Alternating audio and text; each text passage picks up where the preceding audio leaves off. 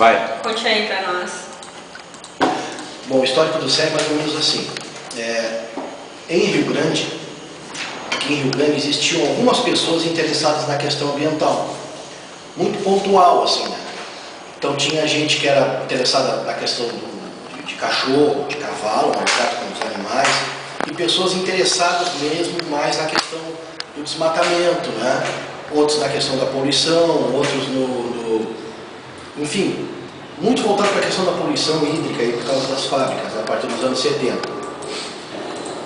E ocasionalmente essas pessoas iam lá para o jornal. O único jornal que dava espaço para isso era o Jornal Agora. O Jornal Rio Grande não abria, na época existia o Jornal Rio Grande, não abria nenhum espaço para a questão ambiental. O editor do Jornal Rio Grande era super reacionário, conservador e tal.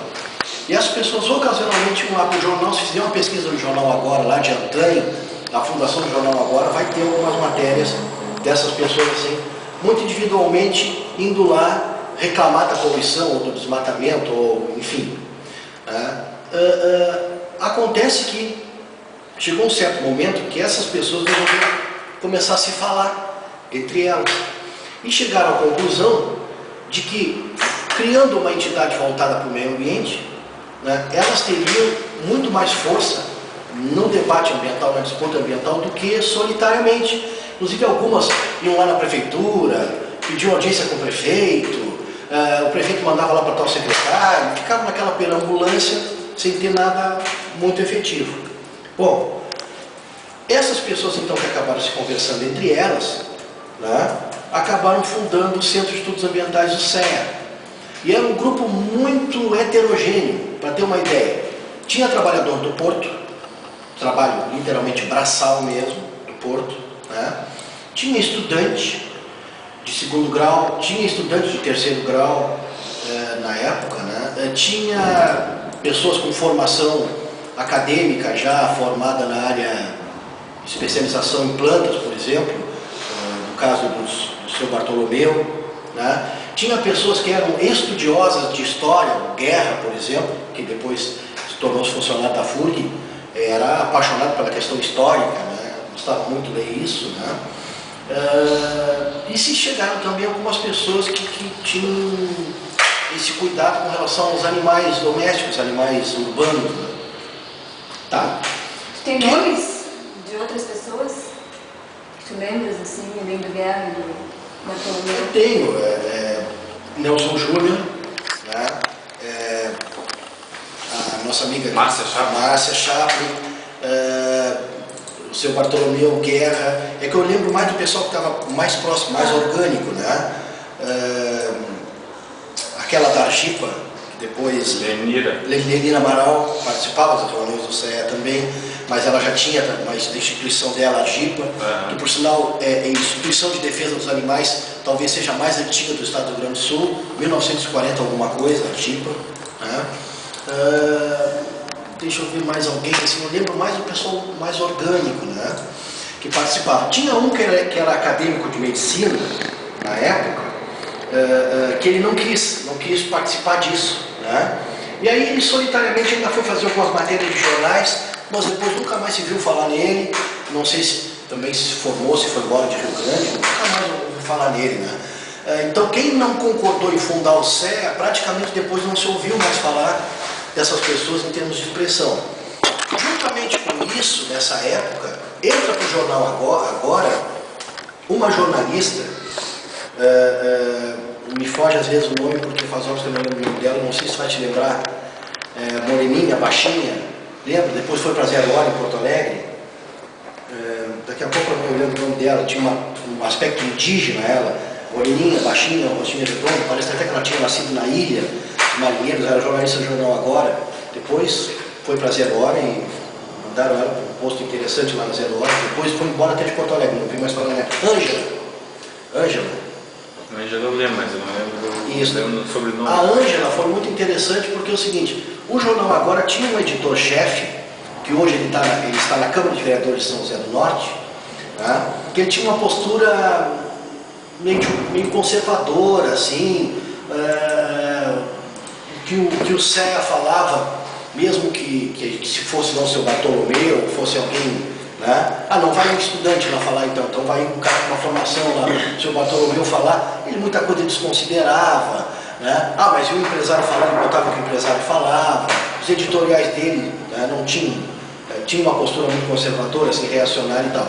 A Ângela, com o tempo no jornal, foi conseguindo ganhar espaço.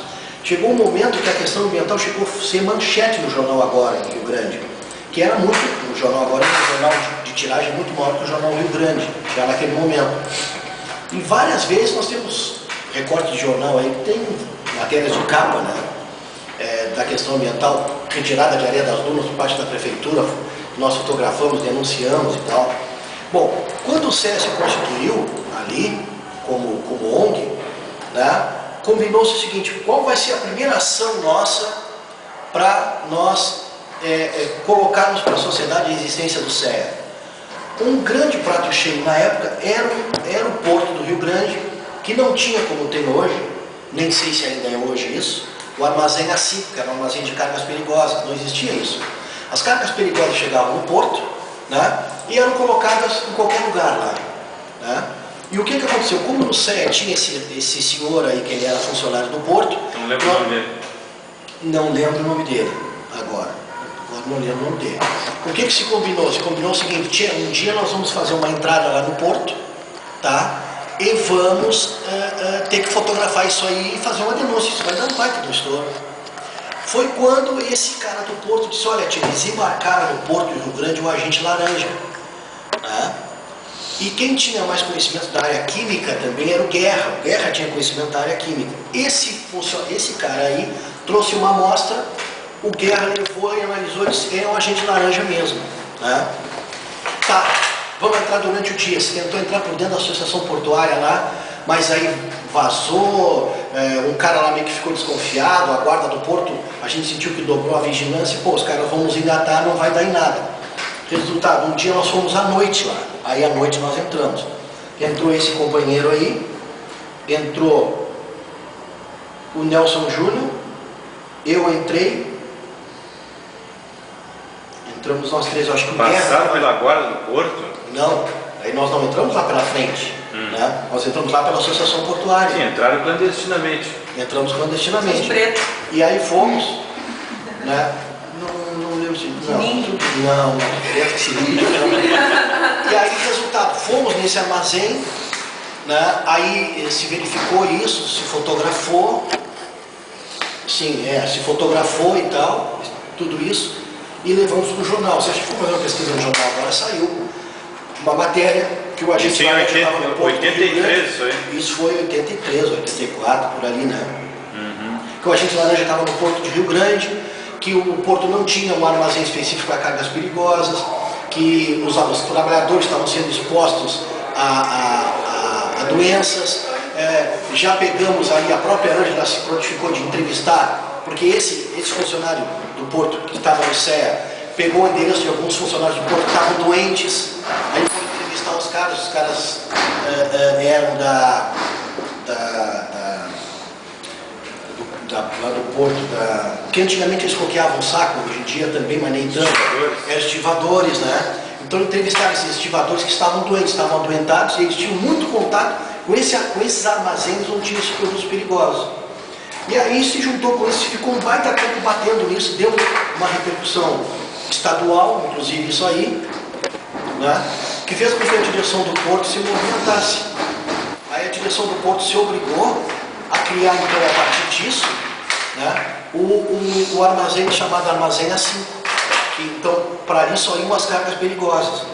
Aí depois disso teve mais uma denúncia, mais denúncia ainda com relação ao Porto, porque era um armazém A5 de cargas perigosas, só que no Porto não tinha formação nenhuma, os caras não davam orientação aos funcionários, não usavam equipamento adequado, quando via tinha carga perigosa fora do armazém A5. Aí saía matéria de novo, né? Era muito, assim, muito denuncismo, esse tipo de coisa. A legislação ambiental era uma legislação ambiental que não nos protegia muito, né? E como é que tu chegou no SEA? Como é que eu cheguei no SEA? Foi pelo Nelson Júnior. Foi pelo Nelson Júnior, né? Que me convidou, eu acho que em virtude... O Nelson Júnior estudou comigo no Colégio São Francisco. A gente estudou na 8ª série juntos, né? Nós fizemos a 8ª série juntos. E lá na época ele já tinha me conhecido, porque eu morava em Mato Grosso, vim de Mato Grosso